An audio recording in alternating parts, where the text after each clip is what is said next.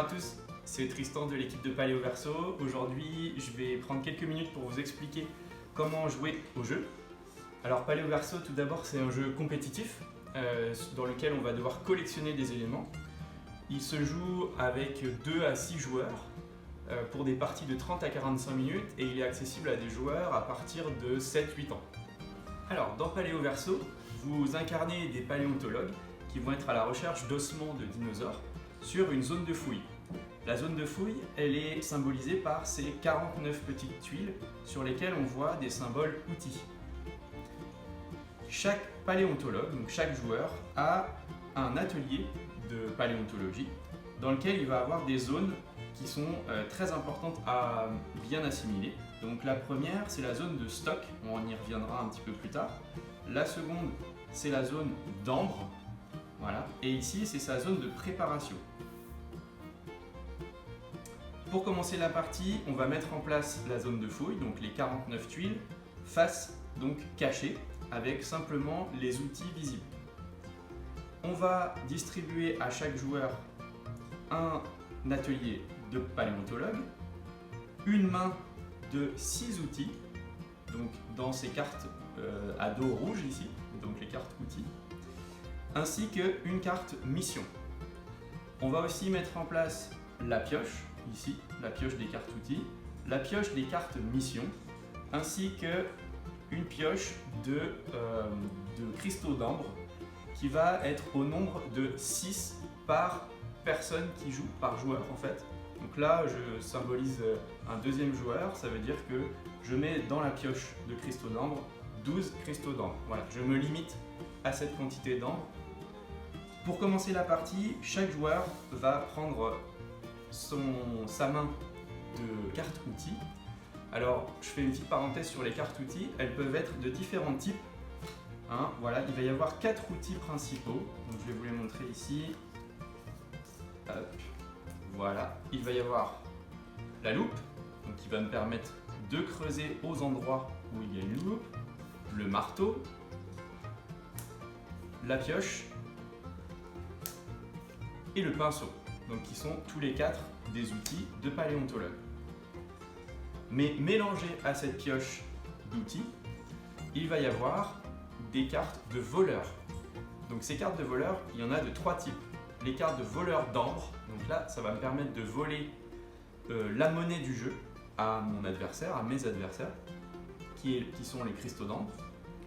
Il va y avoir une carte de voleur d'outils légendaires. Alors ça je vais vous réexpliquer un petit peu plus tard parce que les outils légendaires, on va les voir dans la zone de fouille.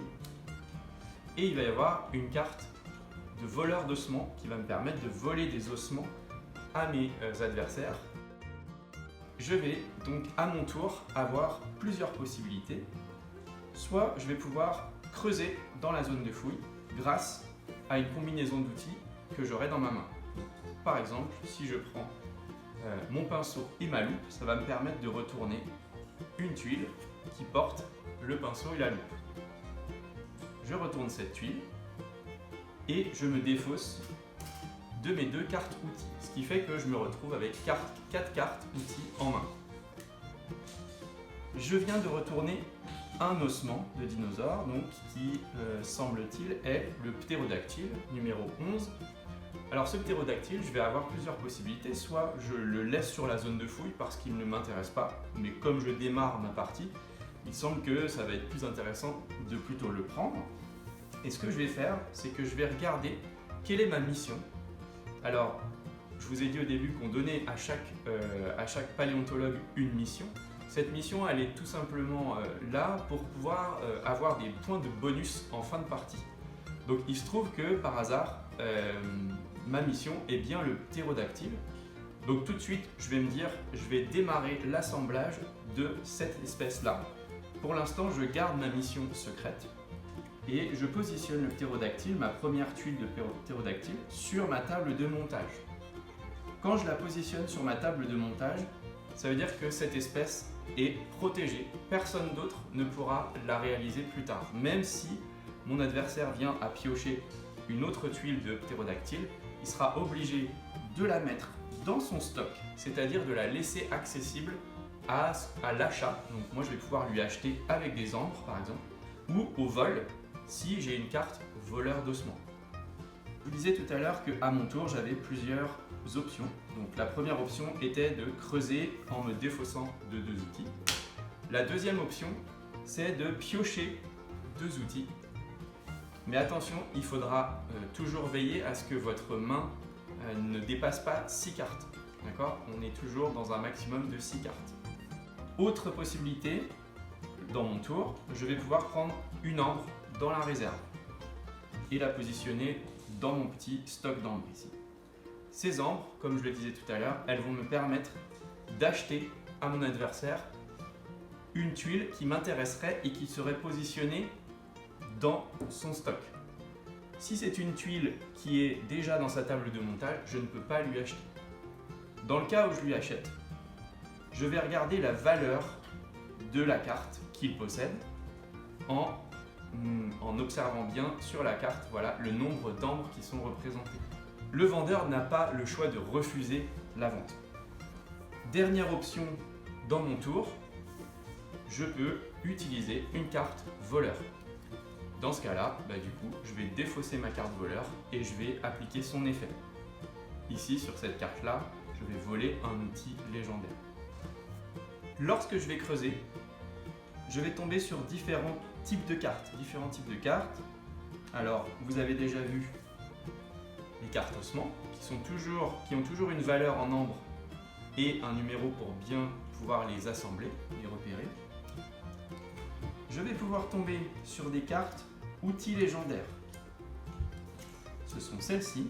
Alors quand je tombe sur une de ces cartes, quand je creuse, je la positionne à côté de mon atelier et elle va pouvoir remplacer les outils qu'elle représente. C'est-à-dire que je n'aurai plus à avoir besoin de piocher pour avoir des marteaux. C'est une sorte de joker qui me permettra de remplacer tous les marteaux. Avec par exemple le marteau légendaire ici, je pourrais directement retourner sans me défausser d'aucune carte, cette carte-ci ou cette carte-là. Voilà. Il y en a un de chaque type. Et ils peuvent être volés grâce aux cartes de voleurs d'outils légendaires que j'ai vu tout à l'heure. Voilà, par exemple celle-ci. Tac. Si mon adversaire, à son tour, souhaite me voler mon marteau légendaire, va pouvoir reposer la carte ici, donc se défausser de sa carte voleur et récupérer ma carte outil légendaire. Autre possibilité, quand je creuse, je vais pouvoir tomber sur la dynamite. Alors elle est unique dans le jeu, il n'y en a qu'une, et elle me permet tout simplement d'aller retourner une autre tuile de mon choix. Et de bénéficier de cette tuile-là, par exemple, et de commencer un nouveau dinosaure. Autre possibilité, je tombe sur une carte ambre, et dans ce cas-là, je prends immédiatement 2 ambres dans la réserve et je les mets dans mon stock. Et enfin, dernière option, je tombe sur une carte poussière, et donc elle ne contient rien. Je laisse la main à mon adversaire pour le tour suivant. À titre d'exemple, j'ai un petit peu avancé dans la partie et mon atelier de paléontologue commence à être assez chargé.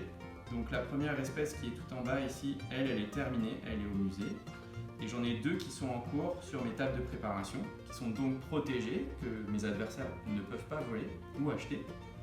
Et j'en ai une dernière qui est ici, donc la numéro 6, qui est là, l'ankylosaure, qui est dans ma zone de stock et qui, elle, au contraire, peut être achetée, par exemple pour une valeur de 1 ambre, ou bien être volée avec une carte voleur d'ossements. Alors je vais vous montrer un tout petit peu ce qui se passe si je termine cette espèce-là. Donc il se trouve que j'ai les outils légendaires loupe et pinceau, donc je peux retourner cette carte ici. Et j'obtiens donc la 3e carte pour le ptérodactyle, donc pour la carte numéro 11, pour l'espèce numéro 11. Ce qui fait que je termine cette espèce-là. Donc je peux la mettre à son tour au musée. Je me rappelle que c'était ma mission. Voilà. Donc je retourne ma mission tous tout le monde peut voir que j'ai réussi ma mission et on va ensuite à la fin de la partie me compter un bonus de plus 2 ambres pour avoir réalisé cette mission. Comme j'ai terminé une mission, je peux en piocher une deuxième, la regarder si parmi les espèces que j'ai commencées, elle n'est pas déjà présente, ou si chez mes adversaires, elle n'est pas déjà présente non plus. Et dans le cas où personne ne l'a commencée, je la retourne, je la garde secrète pour moi, et je vais pouvoir donc projeter de réaliser une deuxième mission pour avoir un nouveau bonus de plus 2 en fin de partie. Si cette mission est déjà commencée par un de mes adversaires, eh bien je vais la retourner directement, je ne la compterai pas dans mes bonus à la fin de la partie. Au niveau de la gestion de mon plateau, ici, vu qu'une table de montage s'est libérée, je vais pouvoir, si je le souhaite, descendre à mon tour l'espèce qui était dans ma zone de stock et enfin la protéger. La partie continue. Au fur et à mesure, chaque paléontologue va fouiller, acheter, voler pour pouvoir réaliser un maximum d'espèces de dinosaures complètes et les mettre dans son musée. Et on va terminer la partie à partir du moment où la dernière tuile sur la zone de fouille aura été retournée. On ne termine pas le tour, vraiment. Une fois que la dernière tuile est retournée, le jeu se termine et on va pouvoir compter les points de victoire. Alors les points de victoire sont assez simples à compter. On va avoir 5 points par espèce de dinosaures complète. Donc là, si je prends mon exemple, j'ai une et 2 espèces complètes, ce qui va me donner 10 points. Je vais aussi ajouter les ambres qu'il me reste dans mon stock d'ambres. Donc là, j'aurai donc 13 points. Et je vais aussi ajouter les bonus qui sont dus à mes missions. Donc ici, j'ai réalisé une mission. Donc je m'ajoute à mes 13 points 2 points, ce qui me donne un score total de 15 points. Le plus haut score remporte la partie. Et en cas d'égalité, c'est le paléontologue qui a le plus d'espèces au musée qui gagne. Et voilà, vous savez à peu près tout sur Paléoverso. Suivez-nous sur Facebook.